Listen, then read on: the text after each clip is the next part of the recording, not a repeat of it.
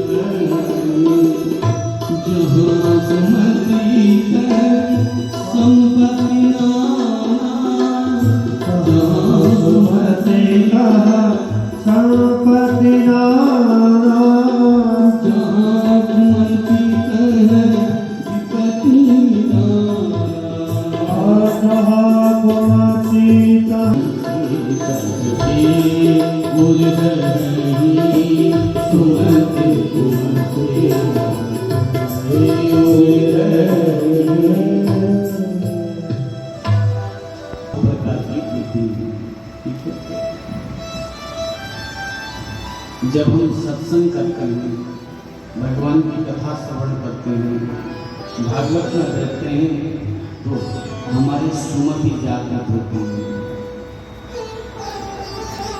कौन जागृत होती है? सुमति जागृत होती है। और जब हम कुसंग करते हैं, तो कुसंग से हमारी जो कुमति है वो जागृत हो जाती है। ये दोनों ही सुमति कुमति सबके उड़ रहे हैं, सबके पास में रहते हैं।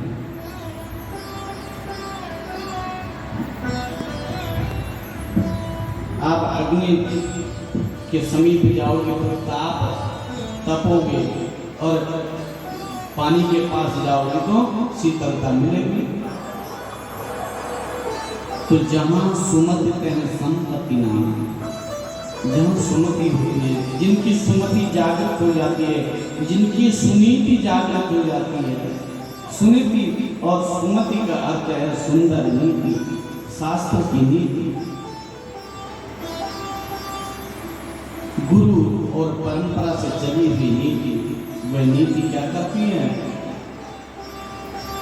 नाना प्रकार की संपत्ति प्रदान करती है। वो संपत्ति क्या है?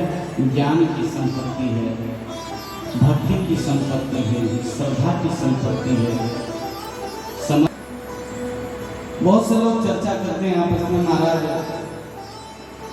अमुक व्यक्ति तो इतना पाप करता है, इतना लूटता है, इतना कसोटता है, फिर भी वो सुखी है। और जो भगवान का रात दिन मंदिरों में, तीर्थों में, कथाओं में जा रहा है, वो दुखी दिखाई देता है। आपकी दृष्टि में दिखाई दे रहा है ऐसा। जो पापी लोग हैं ना, वो बाहर से दिखावा, वो दिखता है सुखी, होता नहीं है, अंदर से खोखलापन होता है। भाव है, लेकिन भगवान का भजन रूपी धन अगर उनके जीवन में है, तो महाराज शास्त्र कहते हैं संतोषा परम सुखम। भगवत स्वरूप भगवान का ही स्वरूप है।